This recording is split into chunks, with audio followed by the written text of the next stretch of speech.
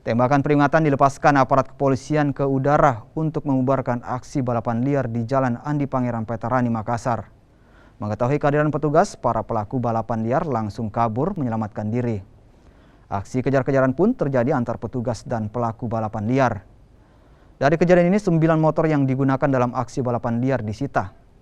Untuk memberi efek jerah, 9 motor yang diamankan selanjutnya diserahkan ke unit lalu lintas untuk ditilang. Dan 1 pelaku diberi sanksi sosial berupa push up. Tim Banding Kapal Polrestabes Makassar melakukan pemantauan di wilayah Andi Pangeran Veterani, di mana kami dapatkan di lokasi tersebut sementara melakukan aksi balap liar. Jadi ada pun kendaraan yang diamankan. Pertama ada 4 unit, akhirnya kami serahkan ke Polsek Penakukan.